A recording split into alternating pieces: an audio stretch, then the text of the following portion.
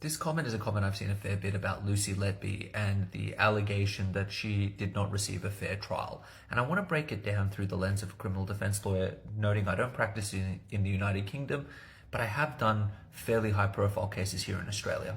Firstly, the case against Miss Lucy Letby is a circumstantial one. There is no smoking gun, so to speak.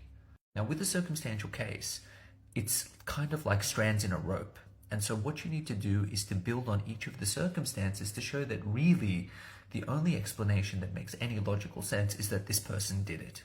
It is not uncommon for there to be cases that are entirely circumstantial in nature, and you don't have a key single thing that makes the case easy to understand. And this is one of those cases. And so for some people, that's been quite difficult to digest. The second reason seems to be that people are conflating evidence and making it stand for things and propositions that it doesn't necessarily stand for.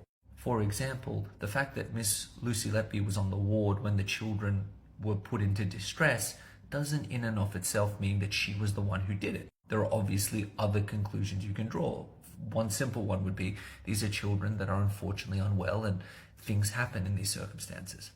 And the third reason is that people seem to be misconstruing evidence entirely. Lucy writing to herself, giving notes saying that, I'm not good enough.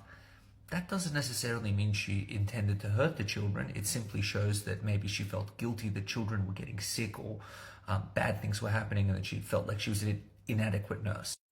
She has every right, and for us to be satisfied with the verdict, to take some of these matters on appeal if they meet the threshold.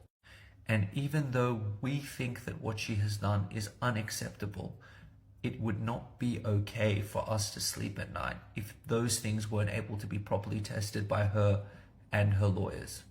She has every right to take inconsistencies to the higher level, and if she's successful, to potentially get a new trial, even though that would be extraordinarily expensive, even though that would be extraordinarily distressful, even though it would be extreme.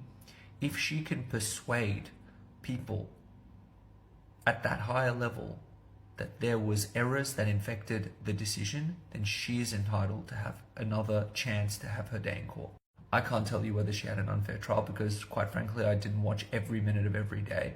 I can tell you that the jury's verdict at least shows to me that they considered things very clearly and thought about things, particularly given that they came to some conclusions of, not reached and others which were reached.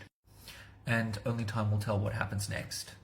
But it's important that people get a fair trial, especially when they've done something as disgusting as this, because we as a society should know they deserve to be there.